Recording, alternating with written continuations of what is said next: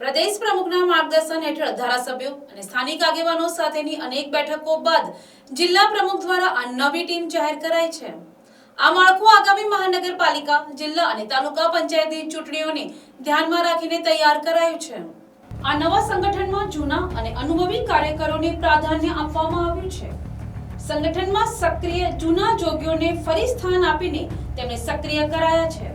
આ વરણીમાં વિસ્તાર અને જ્ઞાતિનું સંતુલન જાળવવાનો પ્રયાસ કરાયો છે।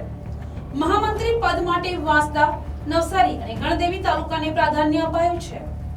મંત્રી પદમાં મહિલાઓને વિશેષ સ્થાન આપીને સામાજિક સંતુલન સાધવાનો પ્રયાસ પણ જોવા મળે છે।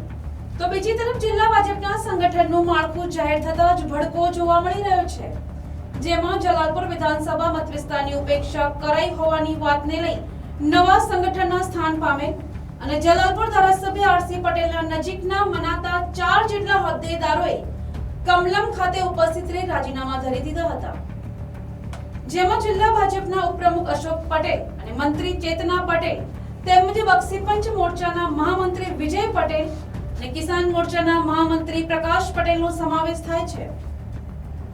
આ ચારે હોદ્દેદારોએ કમલમ ખાતે જિલ્લા પ્રમુખના ટેબલ પર રાજીનામા મૂકી જિલ્લા પ્રમુખને ટેલિફોનિક જાણ કરી હતી।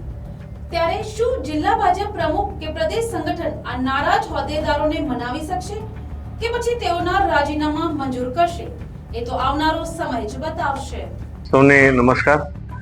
ગઈકાલે ભારતીય જનતા પાર્ટી નવસારી સંગઠન દ્વારા જાહેર થયેલ સંગઠનાત્મક નિમણૂકમાં મારી નિમણૂક અશોક કુમાર ભગુભાઈ પટેલ ઉપપ્રમુખ તરીકે થઈ છે। મારી બાજુમાં વિજયભાઈ છે, એમની નિમણૂક બક્ષીપંચ મોરચાના મહામંત્રી તરીકે થઈ છે। બીજા મારી બાજુમાં પ્રકાશભાઈ છે, એમની નિમણૂક કિસાન મોરચાના મહામંત્રી તરીકે થઈ છે। અને ચેતનાબેન રશ્મિકાંતભાઈ પટેલ એમની નિમણૂક જિલ્લા સંગઠનના મંત્રી તરીકે થઈ છે।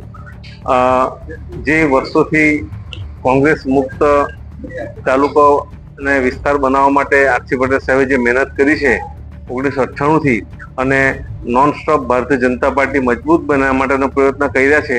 એના માટે અમે સૌ કોઈ પણ પાર્ટીના કાર્યક્રમ હોય તો અમે દિલથી કામ કરીએ છીએ। છતાં અમને એવું લાગ્યું છે કે આ નિમણૂક થયા પછી કે જલાલપુરના કાર્યકરો અને જલાલપુર મત વિસ્તારની અવગણના થતી તેવું લાગે છે, એટલે અમે સ્વેચ્છાએ આ પદ પરથી રાજીનામું આપીએ છીએ। કાર્યાલય પર કોઈ હાજર હતું? કાર્યાલય પર કોઈ હાજર નહીં હતું। કાર્યાલય મંત્રીનો કોન્ટેક્ટ કર્યો, એ પણ બહાર છે એવું જણાવ્યું અને આવી શકે એમ નથી એમ જણાવ્યું। અમે ભારતીય જનતા પાર્ટી નવસારી સંગઠનના પ્રમુખ ભુરાભાઈ શાહ સાહેબને પણ વિનંતી કરી ટેલિફોનિક, એમણે પણ જણાવ્યું કે હું બહાર છું, આવી શકે એમ નથી, તો કોઈ સ્વીકારવા માટે આવવા પણ તૈયાર નથી।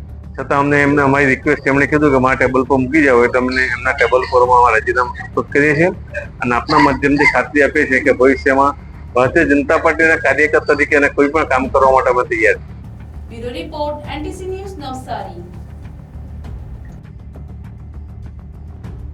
ચીખલીની સદભાવના હોસ્પિટલમાં બામણવેલ ગામની 25